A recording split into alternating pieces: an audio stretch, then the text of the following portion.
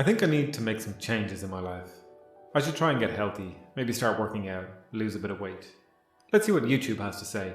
I bet there's plenty of useful information for beginners there. Okay, that sounds like a good idea. I'd like to live longer and not have a disease. I like the sound of maximizing things too. This guy has daily tools. Nice. Oh, I can optimize my sleep. I guess I should do that too. And my wellness. Wait, if I optimize my wellness, does that mean my sleep will have already been optimized? Oh, and mental health. That's important, I think. People are always talking about that. Are mental health and wellness the same thing? Optimize my gut and brain bacteria. Wait, there's bacteria in my brain? Oh, I should definitely optimize testosterone too. That'll make me big and strong. Hang on a second. This video will help me optimize my whole life. So I guess I just need to watch this one. Man, I can't wait for everything to be optimized. My life is going to be great.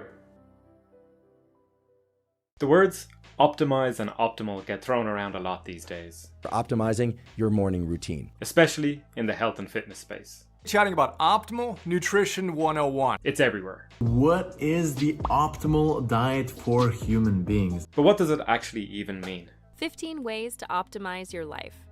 Well, really, it means the best possible or most desirable outcome. So when a video title or thumbnail says optimize your health, it's claiming that it's going to help you achieve the best possible health. And I have a bit of a problem with that. Actually, I have 3 problems with that. I also have what I think is a better way to think about health and wellness, so we'll get to that at the end. But first, my 3 problems with optimization. My first problem is that optimization is what happens at the end, not what happens at the start. So, if you go searching for some health and fitness advice or just information online, you'll find that a lot of the information out there is all about the optimal, and it's all very absolute. Here's the optimal diet. This is the best way to burn fat, and this is the ultimate workout. This is frustrating because when you're looking for like health and wellness advice, what you really need is sustainable. But when you go looking for advice online, what's more likely to get your click? This or this? Most people will go with optimal, which is why there's so many videos online with that word in the title. But you can't go from 0 to optimal. You can only optimize something that's working in the first place. Optimization is what you do at the end. You wouldn't try and optimize the engine in your car if it's not starting to begin with. First, you get the engine running, and then you might worry about actually optimizing it. Or if you consider food, if you spend years eating well, learning to cook, preparing your own food, learning how to meal prep, learning how to fit cooking and managing food into your whatever your busy schedule looks like, only then are you really in a position to optimize things because you really deeply understand everything that's going on, which allows you to actually do the optimization. And following an optimal routine for a day isn't actually worth anything at all. But following a decent routine over a long period of time is worth a lot more. As General George S. Patton once said, a good plan today is better than a perfect plan tomorrow. And this leads me on to my second problem with optimization. This is Donald Knuth. He wrote what is considered the computer science Bible. If you're a programmer, there's a good chance you've heard of him. Donald Knuth once said, premature optimization is the root of all evil. He was talking about programming, but this principle does apply more broadly than that. Imagine the best runner in the world. Picture someone like Usain Bolt, right? And imagine they're wearing a pair of crappy shoes. So they went to some sports store and they bought the cheapest pair of running shoes. Now, if they go out on a track, they're still going to run really, really fast. They're still going to run a lot faster than you or I might run.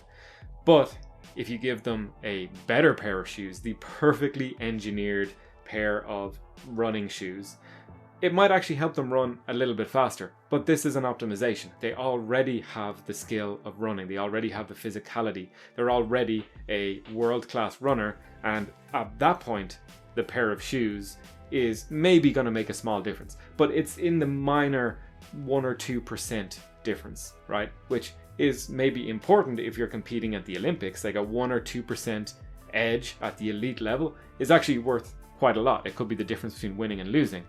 But now I want you to consider Dave. Dave has never run before, but he likes the idea of running. So to motivate himself, he goes out and buys the best, most expensive pair of shoes he can find.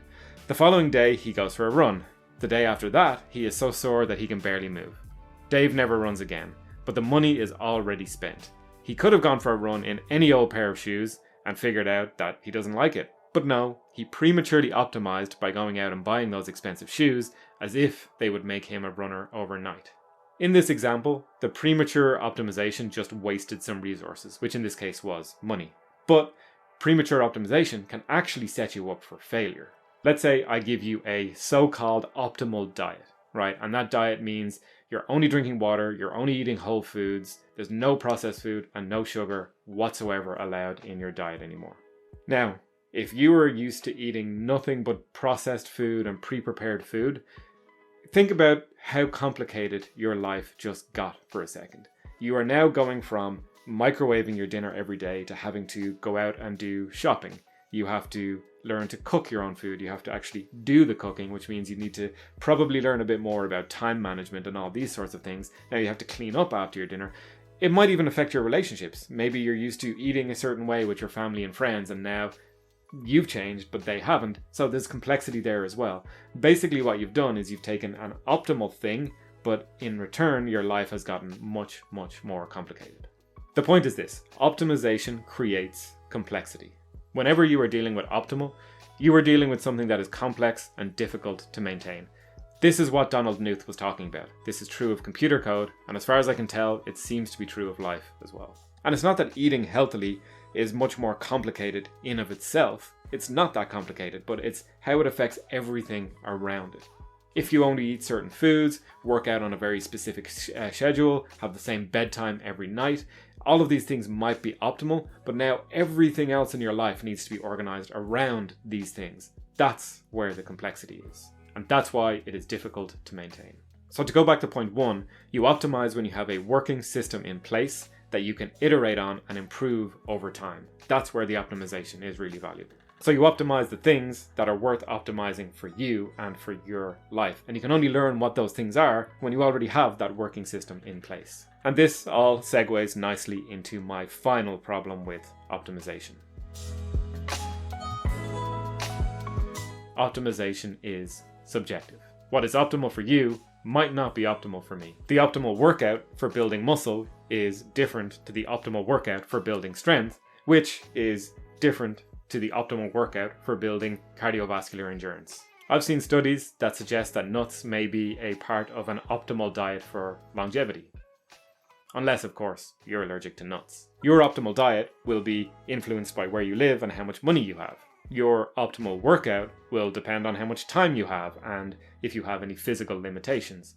Your optimal sleep routine will largely depend on whether or not you have young children. So just try and keep all of that in mind when you're browsing through this content that is all optimized to get your clicks. Okay, that's enough negativity for now. Earlier on in the video, I did say I had a better way of thinking about this, so let's get straight to that point. What I think you are far better off focusing on is the idea of sustainability and resilience. When making changes in your life, think to yourself, am I going to be able to sustain this for the next 10 years? Then think, will I be able to bounce back to this after I'm hit by some hard times? It might be optimal to go out for an hour-long walk every day, but is that really sustainable? What's probably more sustainable is going out for a walk every day, regardless of how long that walk is, right? So you've got an hour every day, which is very difficult to sustain, or you've got just walk for some amount of time every day. That is far more sustainable. It's also far more resilient to problems. If you have a tough time in your life, or if you're busy at work or whatever it is, if you miss a few days, the thought of going back to walking an hour every day that's going to be pretty overwhelming. But if you say, you know what, tomorrow I'm going to go for a walk for 5 minutes, that is a lot easier to bounce back to. The problem with this way of thinking, when you're focusing on what's sustainable for you and what resilient looks like for you, is that you are in control, which that might sound counterintuitive. Why is that a problem? I want to be in control. Well, it's often easier to just do what you're being told to do. When you're thinking about your life and what works for you and what is sustainable for you, you need to really pay attention. You need to understand what works for you, what doesn't work for you. That means acquiring a lot of knowledge. That means trying a lot of different things and actually doing some thinking and trying to understand that. And you know, a lot of the times we feel uncomfortable learning new things or doing something that maybe we're not going to like doing for the sake of learning, whether or not it's something that we do enjoy. So you'll be learning constantly until you settle into something that is sustainable and a long-term option for you. And with all of that in mind, I wish you way more than luck. Thank you for watching. That is all I've got for today. If you liked the video, please like and consider subscribing. Other than that, have a great day.